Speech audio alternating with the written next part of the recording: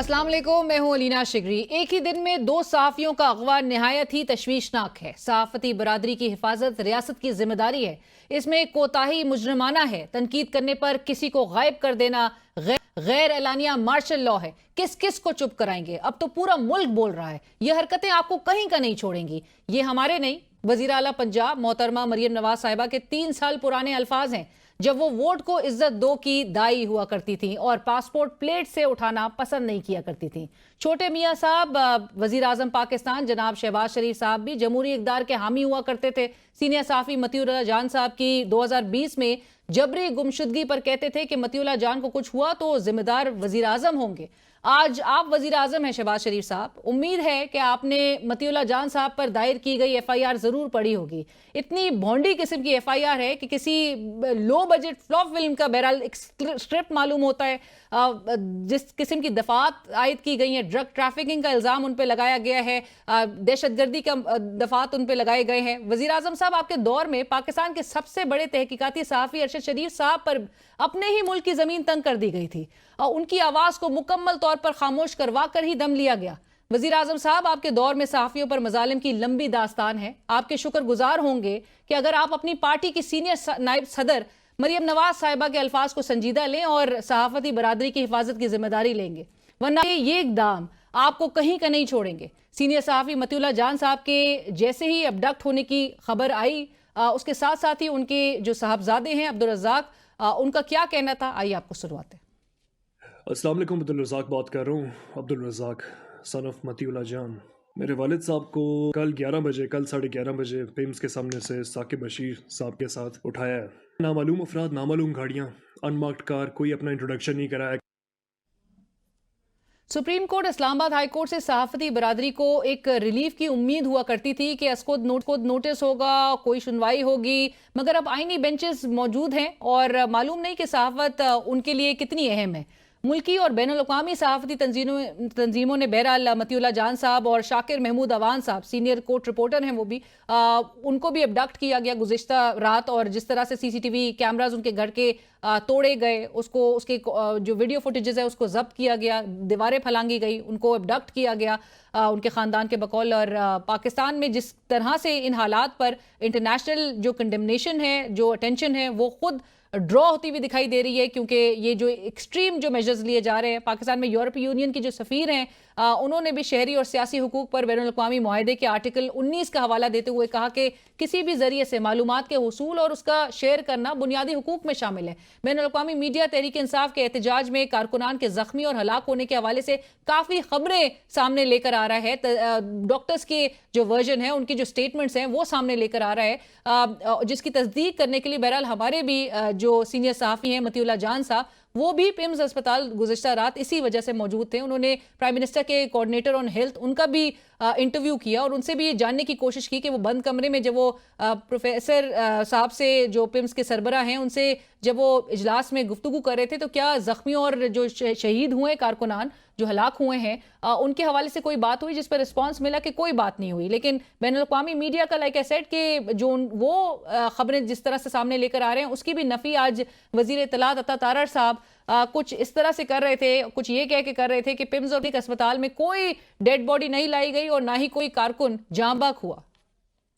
Both the hospitals, Polyclinic Hospital and secondly the PIMS Hospital, both have denied receiving any dead bodies or any gunshot wound victims. Secondly, there was no live ammunition. Let me confirm that. There is no live ammunition ever in any protest. That's the stated policy of the government. और नाज़रीन, इस वक्त हमें programme में join कर रहे हैं सलमान अकरम राजा साहब, सीनियर रहनुमा Pakistan Tehreek Insaf, head of PTI's legal committee and who has just resign today as secretary general of Pakistan Tehreek Insaf. अपना रेजिग्नेशन भी उन्होंने दे दिया है। सलमान साहब, अस्सलाम वालेकुम। जी, अस्सलाम वालेकुम। बहुत शुक्रिया प्रोग्राम के लिए वक्त निकालने के लिए। सलमान साहब, पाकिस्तान तहरीक इंसाफ पर 2-2.5 साल से तो मजालिम ढाए जा रहे हैं, लेकिन हालिया कुछ दिनों में जब से 24 नवंबर की एक एहतजाज की कॉल दी गई थी, उसमें जिस किस्म के मजालिम ढाए गए, निहत्ते शहरियों पे, निहत्ते आपके कारकुनान पर, उस पर तो मैं बात करूंगी, लेकिन उससे पहले चूंकि आज की खबर ये जो सरफेस की, आपने पाकिस्तान तहरीक इंसाफ के एक अहम ओहदे से इस्तीफ़ा दिया, उसकी वजूहात ज़रूर जानना चाहेंगे। आपने इस्तीफ़ा क्यों दिया और क्या ये वजह, बल्कि मैं चाहूंगी कि आप इसको कंफर्म भी अगर करना चाहें तो बहरहाल ज़रूर करें कि आपकी इस्तीफे की वजह कल रात से जो खबरें कुछ गर्दिश कर रही थी कि आपकी जो एक सियासी कमेटी का इजलास हुआ और उस मीटिंग में आपकी और बुशरा बीबी के दरमियान कुछ तल्ख कलामी या कुछ सख्त गुफ्तगू हुई, क्या ये बायस बना आपके इस्तीफे का? नहीं, ऐसी कोई बात नहीं है, ये ऐसा नहीं है। देखिए, मैं ये समझता हूँ कि पार्टी अब जिस जगह खड़ी है, उसको बहुत बड़े फैसले करनी है। मैं बिल्कुल पार्टी के साथ हूँ। मैं इस पार्टी के पास इसलिए आया, शामिल इसलिए हुआ कि मैं समझता हूँ पाकिस्तान में इस वक्त जमहूरियत के लिए एक तारीखी जंग लड़ी जा रही है, इंसानी हुकूक के लिए एक तारीखी जंग लड़ी जा रही है।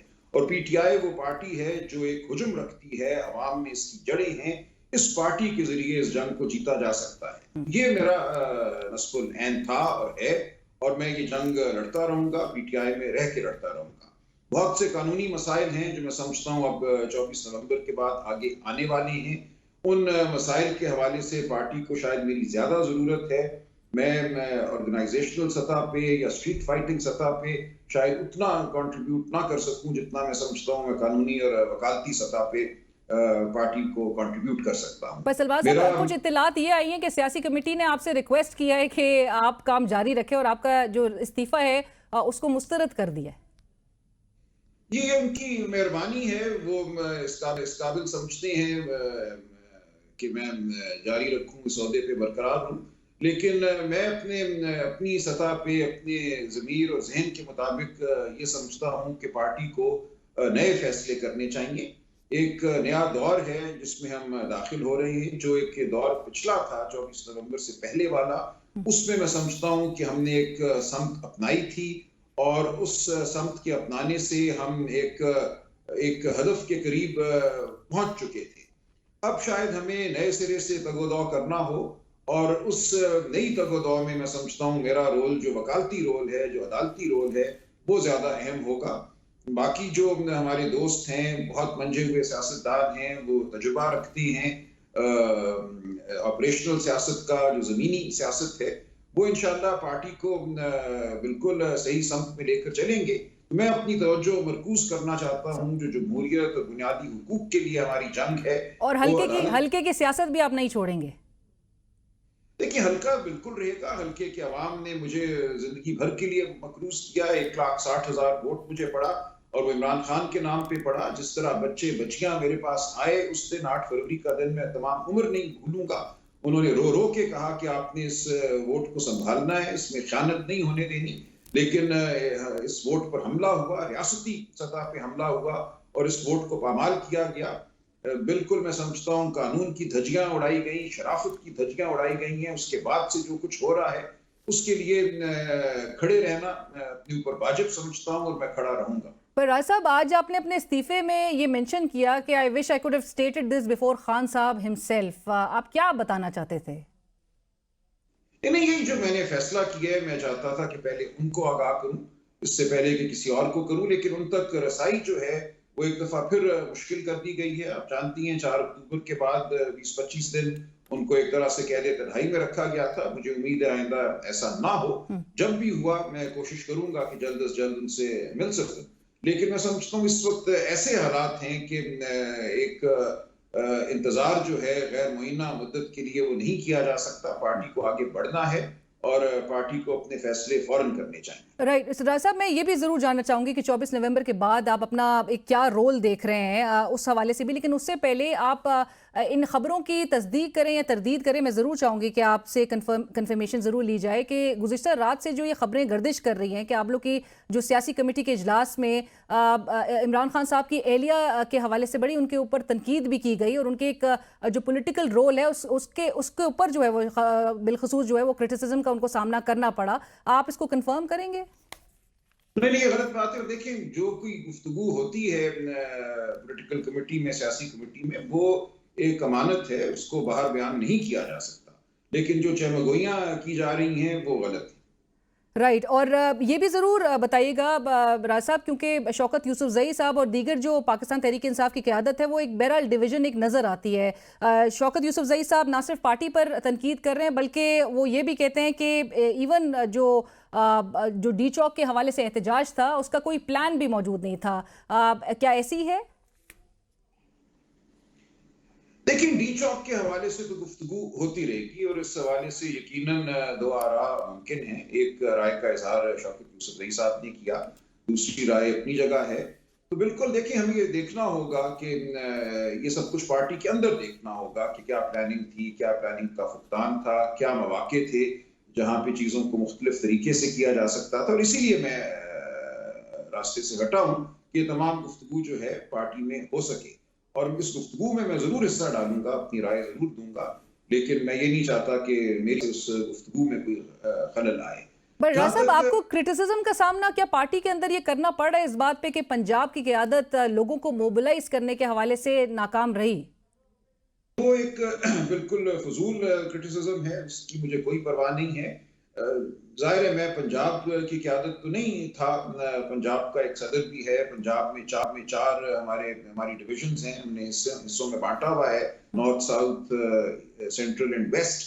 तो उन सब के अपने सुदूर हैं, लेकिन ये बिल्कुल मैं आपसे अर्ज करूं एक लव तनकीद है कि पंजाब क्यों बाहर नहीं निकला। देखिए, सेंट्रल पंजाब जिसमें लाहौर, गुजरांवाला, गुजरात, वजीराबाद ये इलाके आते हैं, वहां दरिया हैं जिनको आपको अबूर करना पड़ता है इस्लामाबाद पहुंचने के लिए। लाहौर से 3 दरिया आपको अबूर करने पड़ते हैं। उस दिन जिस किस्म का लॉकडाउन किया गया था वो पाकिस्तान की तारीख में ऐसा लॉकडाउन नहीं हुआ। लाहौर शहर को एक पिंजरा बना दिया गया था, एक कैदखाना बना दिया गया था। बहुत कोशिश की उस दिन हमने लाहौर शहर से बाहर निकलने की, लेकिन ये मुमकिन नहीं था। लाहौर शहर के अंदर जहां 10-20 लोग इकट्ठे होते थे वहां उन पे लाठीचार्ज किया जाता था, मारा पीटा जाता था, उनको अगवा किया जाता था।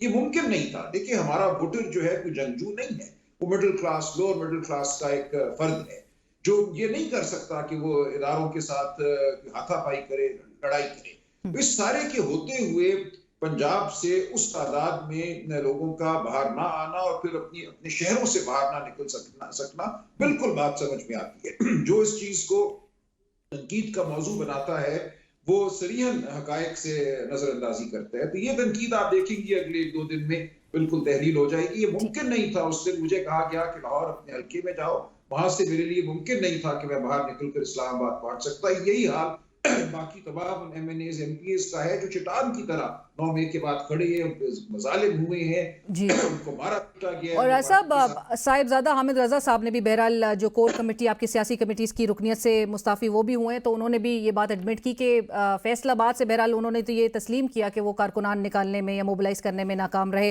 बड़ा साहब ये क्लियर ज़रूर कर दीजिएगा कि इमरान खान साहब की इस 24 नवंबर के एहतजाज की कॉल के हवाले से, फाइनल कॉल के हवाले से क्या हिदायत थी? क्योंकि आपकी पार्टी में जिन धड़ों की हम बात कर रहे हैं, कि एक धड़ा कहता है कि इमरान खान साहब शायद अग्री कर गए थे उस हुकूमती ऑफ़र पर कि जहां पर आपको संगजानी का एक मकाम की ऑफ़र की जा रही थी कि आप वहां पर एहतजाज करें, और फिर मोरलेस इमरान खान साहब की जो मुश्किलात हैं और जो दीगर कारकुनान की मुश्किलात है उसके हवाले से भी फिर बातचीत हो जाएगी। और दूसरा धड़ा है जो कि कहता है कि हर सूरत डी चौक पहुँचना है।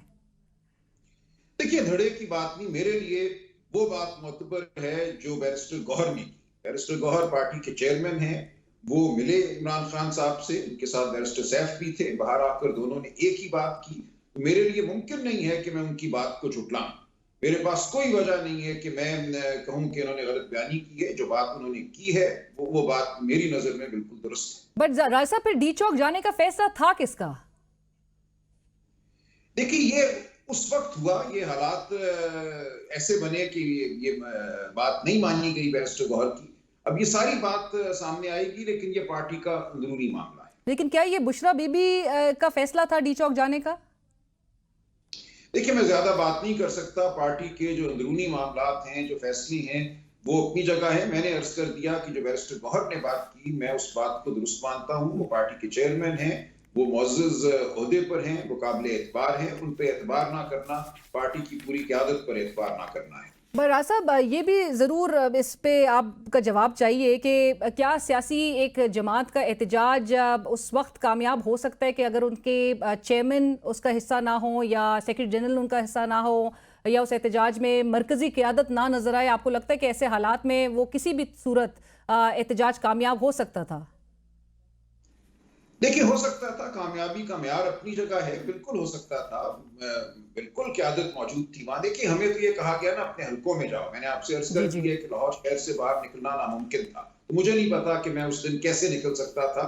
ये 24 तारीख, 25 तारीख, 26 तारीख, जब तक ये खोला नहीं इन्होंने जीटी रोड को और पुलों को, कोई शख्स लाहौर शहर से बाहर निकल नहीं सकता था। ये इसलिए बात गैर मुतल्लिक है कि क्या एहतजाज कामयाब हो सकता था? हो सकता था। हजारों लाखों लोग वहां मौजूद थे। अगर उन पर बर्बरियत ना की जाती, उनको अगर इंसान समझा जाता, उन पर गोलियां ना चलाई जाती, उनके वहां होने को वक़्त दी जाती, जो बुनियादी हक है हमारे आइन में हर शख्स का कि वो चल सकता है, वो खड़ा हो सकता है, वो असेंबल कर सकता है, वो अपनी आवाज बुलंद कर सकता है, उसको अगर वक़्त दी जाती तो बिल्कुल यह कामयाब हो सकता था। हम एक ऐसा मुल्क बन गए हैं जहां हम इंसानों को इंसान नहीं समझते, उनके वजूद को हम वजूद नहीं समझते। हम समझते इन पे गोली चलाओ, इन पे शेल चलाओ, इन पे आंसू गैस चलाओ, मारो पीटो, अगवा करो और बात खत्म हो गई और रियासत की फतह हो गई। ये कोई फतह नहीं।